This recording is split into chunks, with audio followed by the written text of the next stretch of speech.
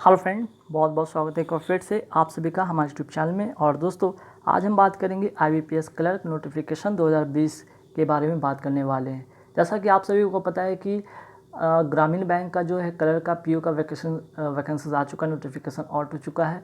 I hope कि सारे candidate form fill कर दिए होंगे। अब है कि यहाँ पे IBPS अगर बात करें PO का भी, तो यहाँ पे नोटिफिकेशन रिलीज़ कर दिया गया है। तो अब कहीं ना कहीं बारी है IBPS क्लर्क नोटिफिकेशन का।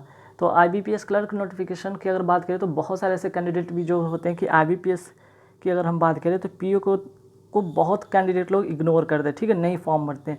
ज़्यादातर उनका फोकस होता है IBPS क्लर्क का। हालांकि जहाँ बात करें ग्रामीण बैंक क्लर्क का, तो ग्रामीण बैंक क्लर्क का या फिर PO का वैकेंसीज जब नोटिफिकेशन आता है या वैकेंसीज रिलीज होती है तो बहुत सारे कैंडिडेट उसमें इंटरेस्ट लेते हैं। पर IBPS PO में इंटरेस्ट बहुत कम लेते हैं, तो उनके लिए एक अपॉर्चुनिटी फिर से बनता है कि IBPS क्लर्क में अपना सीट पक्का कर सकते हैं, ठीक है।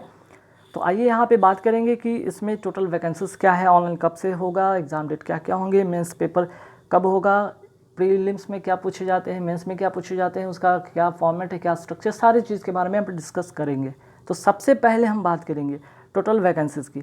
तो देखिए, टोटल वैकेंसीज़ की बात करें तो अप्रॉक्स यहाँ पे कह सकते हैं, एक्सपेक्ट कर सकते हैं 15,000 के आसपास वैकेंसीज आ सकता है।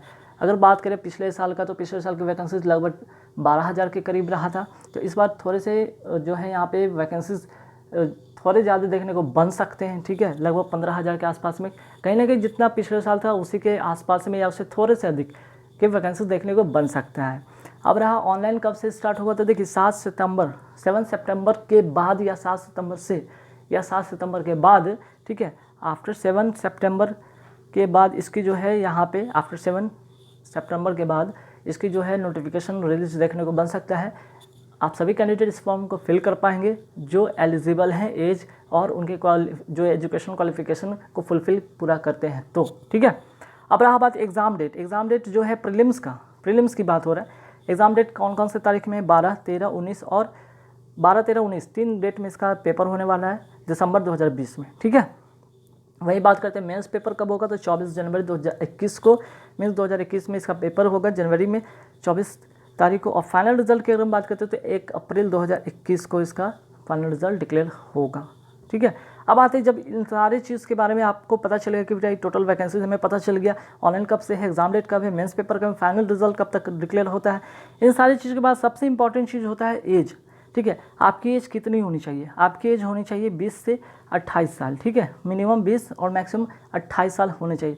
बाकी जो है कि एज जो रिलैक्सेशन की अगर हम बात करते हैं एज पर जो गवर्नमेंट रूल्स है उनके अनुसार जो आपका 3 साल या फिर यहाँ पे जो 5 साल का जो छूट मिलता है, जैसे OBC का आपको 3 साल का छूट मिलता है, SC ST के लिए 5 साल का छूट मिलता है, वो एज़ पर गवर्नमेंट रूल के हिसाब से मिलेंगे। हालांकि अगर हम बात करते हैं अगर मिनिमम का, तो मिनिमम 20 ईयर्स है, मैक्सिमम 28 साल होने चाहिए। अच्छा, मिनिमम 20 और मैक्सिमम 28 साल होने चाहिए। तो एजुकेशन क्वालिफिकेशन क्या होनी चाहिए, एजुकेशनल क्वालिफिकेशन की अगर हम बात करते हैं तो इसमें कहा गया है कि जो candidate must possess the minimum qualification of graduation in any discipline, means कि ग्रेजुएशन होना चाहिए कोई भी डिसिप्लिन से हो, चाहे आर्ट्स हो, कॉमर्स हो, साइंस हो या उसके इक्विवेलेंट जो भी हो, ठीक है, फ्रॉम अ रिकॉग्नाइज यूनिवर्सिटी और any equivalent qualification recognise as such by the central government, ठीक है। एक इंपॉर्टेंट चीज़ और इसमें नोट कीजिए, the candidate should have passed in English as one of the subject SSC HSC या इंटरमीडिएट या ग्रेजुएशन लेवल पे। तो इन सारे फॉर्मेट के में कहा गया है कि इंग्लिश जो होगा एक सब्जेक्ट होना चाहिए उनको, चाहे वो मैट्रिक लेवल पे, इंटर लेवल पे या ग्रेजुएशन लेवल में, उनको किसी भी पूरे सब्जेक्ट में एक सब्जेक्ट ऐसा होना चाहिए जो इंग्लिश होना चाहिए, ठीक।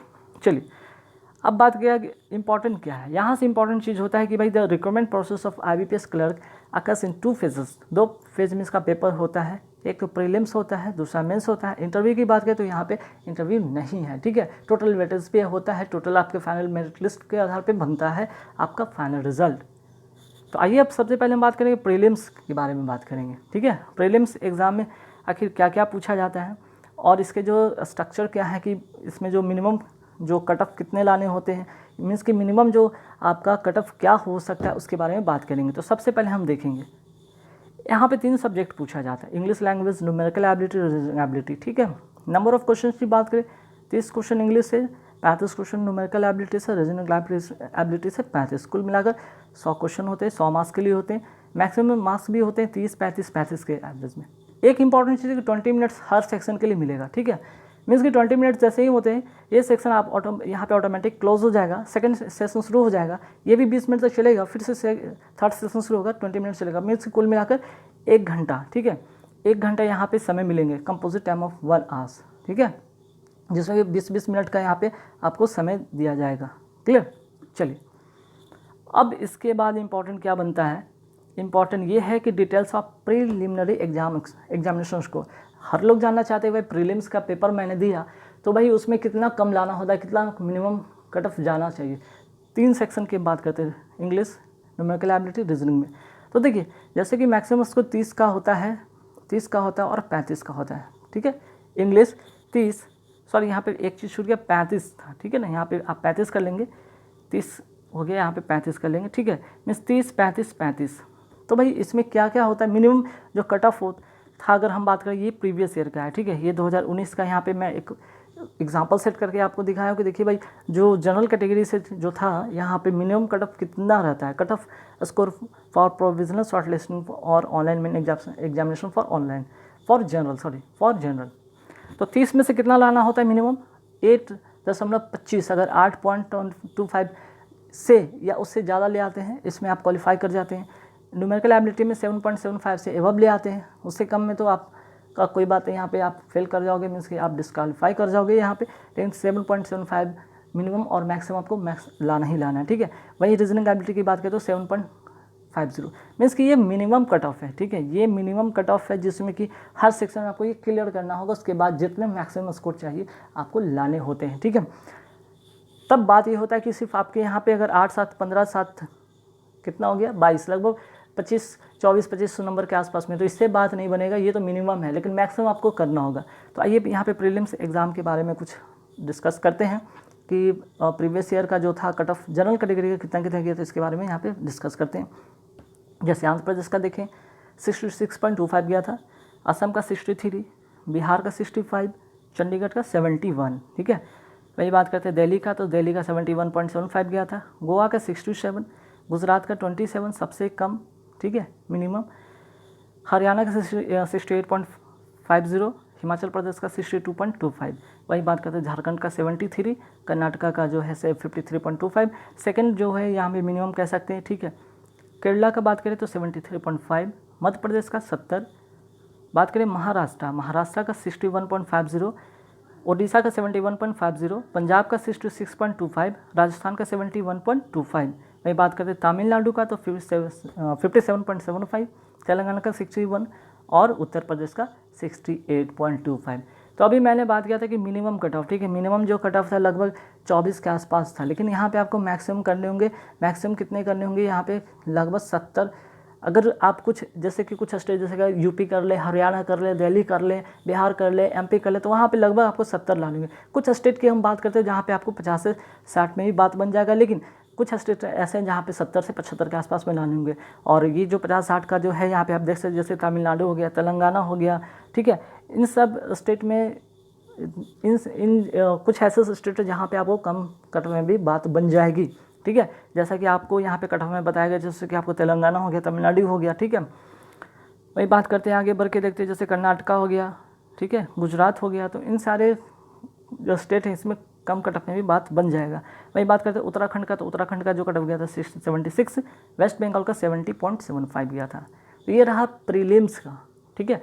प्रीलिम्स में आप फॉर्म अप्लाई करते हैं, प्रीलिम्स का एग्ज़ाम देते हैं, 100 मार्क्स का पेपर होता है, जहाँ पे आप 70 करके आते हैं, फाइनल सिलेक्शन आप पाते हैं, ठीक है, 70 से 75 करके आते हैं, और एक्यूरेसी विद एक्यूरेसी 100% रहती है, आप फाइनल सिलेक्शन पाते हैं। अब है कि ठीक है मैंने प्रीलिम्स क्लियर कर लिया, इसके बाद क्या, इसके बाद मेंस पेपर आपको देने होंगे। तो मेंस पेपर में क्या क्या होता है, आइए यहाँ पे मेंस पेपर के बारे में डिस्कस करते हैं। तो मेंस पेपर की अगर हम बात करें तो मेंस पेपर में क्या क्या है, 4 सेक्शन इसमें भी, जैसे reasoning ability, computer aptitude 50 question 50 marks 60 marks के लिए, इंग्लिश लैंग्वेज 40 क्वेश्चन 40 मार्क्स के लिए, क्वांटिटिव एप्टीट्यूड जो है 50 क्वेश्चन 50 मार्क्स के लिए, जनरल या फिनेंशियल अवेयरनेस 50 क्वेश्चन 50 मार्क्स के लिए। अब इसमें टाइमिंग अलग अलग, जैसे 45 मिनट आपको मिलेंगे reasoning ability and computer aptitude में, 35 मिनट मिलेंगे इंग्लिश लैंग्वेज में, 45 मिनट मिलेंगे क्वांटिटिव एप्टीट्यूड में, और 35 मिनट मिलेंगे जनरल एंड फिनेंशियल अवेयरनेस में, ठीक है। कुल यहाँ पे अगर बात करते हैं तो यहाँ पे 190 क्वेश्चन ठीक है, 200 मार्क्स के लिए और 160 मिनट मिलते हैं। ठीक है, तो ये होगा मेंस का फॉर्मेट आपका। तो मेंस के बारे में जानने के बाद अब जानेंगे कि मेंस का जो है क्या जाता है मिनिमम कट ऑफ। तो देखिए मिनिमम कट ऑफ की अगर हम बात करें, ठीक है, मिनिमम कट ऑफ कितना जाता है यह ध्यान दीजिएगा। तो जैसे देखिए यहाँ पे अगर बात करें जनरल एंड फाइनेंशियल अवेयरनेस की बात करें तो 50 में से 10.25 होने चाहिए मिनिमम कट ऑफ। वहीं जनरल इंग्लिश में 12.5 मीन्स की 12.50, रीजनिंग में 17.75 और क्वान्टिटेटिव एप्टीट्यूड में 15.5 मीन्स की 15.50। तो ये 2019 का यहाँ पे आपके साथ डाटा शेयर कर रहा हूँ, जो कि मेंस का जो है मिनिमम कट ऑफ कितना होता है। हालांकि यहाँ पे जो वेटेज बनेंगे टोटल स्कोर 200 में से बनेंगे, ठीक है, तो इस तरह से आपको लाने होंगे। तो 200 में से सिर्फ मिनिमम कट ऑफ क्लियर करने से नहीं होगा, आपको इसमें मिनिमम तो ये लाने होंगे जैसे कि आप कोई भी आप अगर स्कूल एकेडमिक का अगर आप रिजल्ट देखें तो क्या होता है उसमें भी एक होता है मिनिमम। ठीक है, मिनिमम जैसे होता है कि आपको 100 में अगर 30 मार्क्स में पास मार्क है तो 30 तो कम से कम ला लें, मैक्सिमम तो आपको जाने ही जाने हैं। ठीक है, 30 से कम आते हैं तो वैसे डिस्क्वालीफाई हो जाएंगे। उसी तरह इसमें अगर 10.25 अगर जनरल अवेयरनेस में मान ली इसमें आपने ले आया 9.25, बाकी सब में अच्छे स्कोर इसमें अगर आपके हैं जाके 25 स्कोर इसमें स्कोर है, 30 इसमें स्कोर है, अगर मान लिया कि 40 के आसपास में, तो ये 3 सेक्शन तो ठीक है, आपके 3 सेक्शन कवर है, लेकिन एक में कम हो गया आप डिस्क्वालीफाई कर जाएंगे, ध्यान रखिएगा। इसलिए minimum cut of her section में आपको ये क्लियर कर लेंगे। इसके बाद आपको मैक्सिमम स्कोर करने हैं जिससे कि आपका फाइनल मेरिट लिस्ट बनेगा और फाइनल सिलेक्शन और बैंक अलॉटमेंट होंगे। गाइस, तो आशा करते कि ये वीडियो में आपको बहुत सारी चीज़ें जानकारी मिली होंगी। कुछ अगर डाउट होगा, ठीक है, अगर कोई डाउट हो तो ज़रूर पूछें, यहाँ पे कमेंट बॉक्स में कमेंट करके आप हमसे पूछ सकते हैं। ठीक है, और इसके